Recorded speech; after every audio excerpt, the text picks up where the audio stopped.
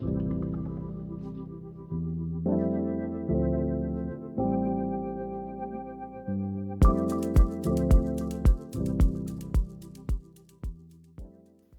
everybody, Elizabeth here with Petals and Parchment. Welcome to my channel. Thank you for joining me. Today we're on week 13 of the Reflective Rolodex challenge, where we practice mindfulness and gratitude and work on our art practice each week. Before we get started, let's go ahead and light our candle. This is just a nice ritual that we do for ourselves each week. It helps set a nice tone in the atmosphere. Before we begin our art practice, I like to take a few minutes to take some deep breaths and get ready to create. So if you're ready and you'd like to join me, go ahead and close your eyes if you feel comfortable and take a deep breath in through your nose and out through your mouth. Relax your body and calm your mind. Take another deep breath in through your nose and bring awareness to this present moment, letting go of any distractions.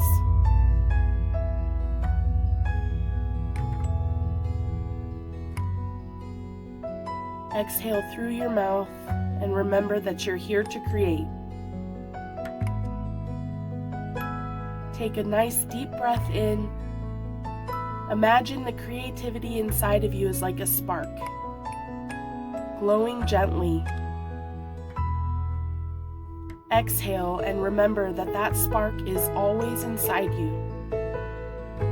Let it guide your hands and your heart today.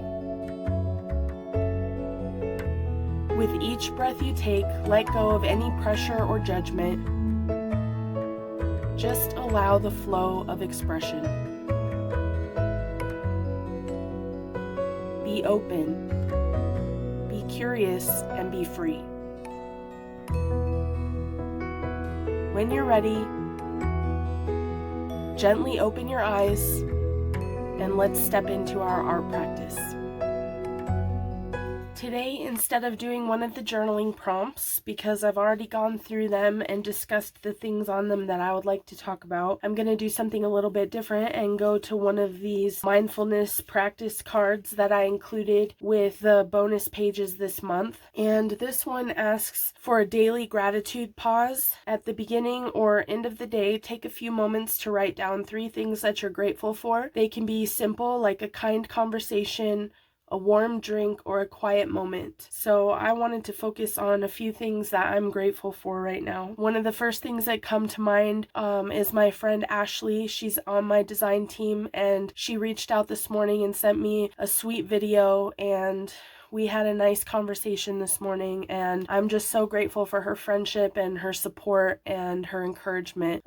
She's participating in this challenge, and that truly means the world to me that she's going on this journey with me. So I'm truly grateful for Ashley. Thank you so much for being here. And I'm also grateful for my parents. My daughter's on spring break and she's going to spend a few nights at their house, and I'm just so grateful that they're so close to us that she's able to do that now. And I'm also grateful for my husband, who I can laugh with, and we're sick right now in our home, but we're taking care of each other, and I'm just incredibly grateful for that partnership and that love that exists between us. So those are some things that I'm really grateful for right now, and I would encourage you to reflect on things to be grateful for in your own life. What are some things, when you think about it, that you're grateful for? Write them down, or just take a few moments to really feel them in your heart and say thank you for them. I think that's really important. So thank you so much, and let's get started on the art practice. Okay, so today I would like to try another resist technique that I learned about that I haven't tried yet, so we're going to experiment together. That's to use rubbing alcohol as a resist supply. So you could just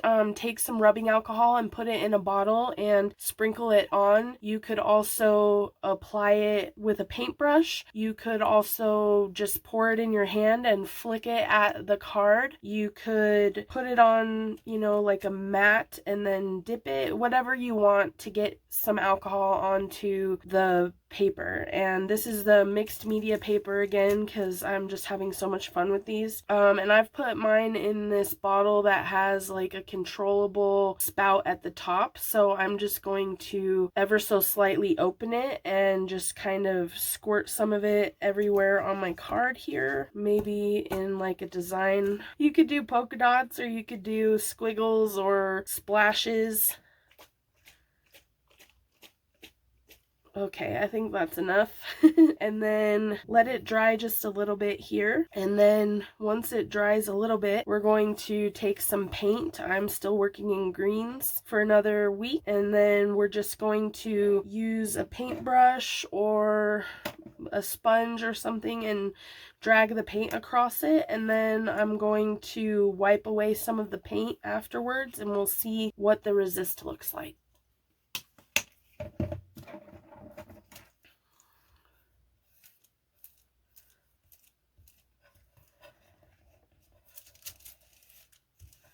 You can see that worked pretty well actually. Okay, and I've actually decided that I'm going to do a second relief technique that I learned about on top of this. So I'm going to dry this layer and then I'll meet you right back here. Okay, so the card is all dry and I'm going to try a second technique, which is to apply a design in glue and then allow that to dry and then paint over the top of that. See what we get here. I'm gonna try to do some squiggle lines here. Okay, so now that that's mostly dry, I'm gonna come in with a second different color over the top and then wipe that away and see what we end up with.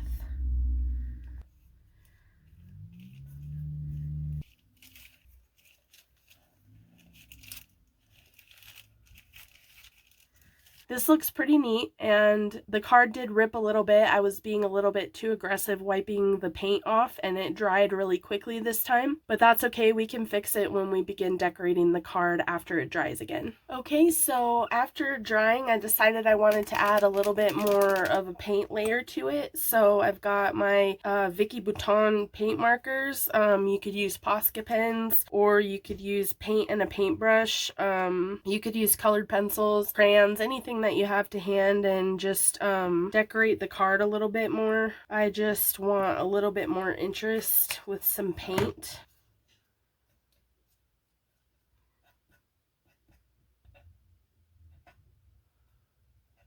And I think I need some white, so I'm just going to use this nail art lacquer that I tried last week, just because I have it handy right now and I don't feel like getting out my paintbrushes.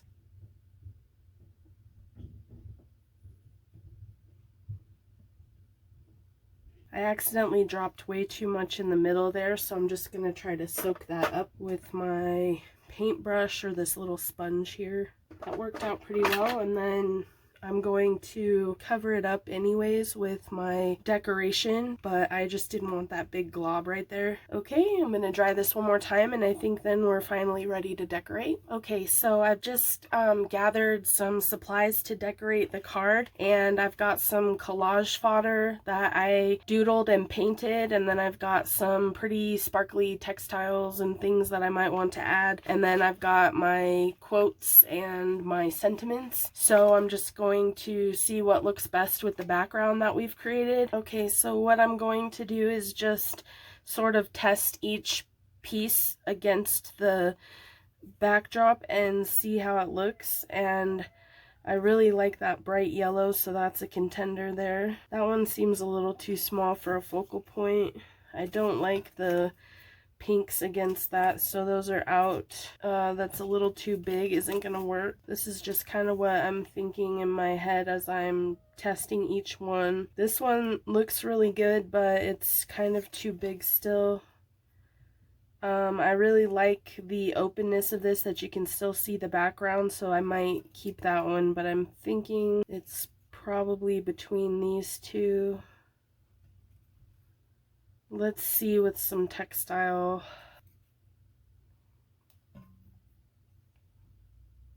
Really all I'm doing is picking the things that speak to me in the moment and then just testing them with my eye to see if I really like this one. So I'm thinking I think I'm gonna go with the sparkle today. Feeling sparkly, that looks good. And then I was really feeling self-expression as my sentiment. Maybe at the last minute throw some thread in there just for a little added interest. Keep you on your toes. Okay, and then I'm just going to glue this quote to the back. Okay, so that's my completed card, number 13. Thank you so much for joining me today. I hope you enjoyed this week's lesson, and I'll see you next time. Until then, have a great crafty weekend. Bye!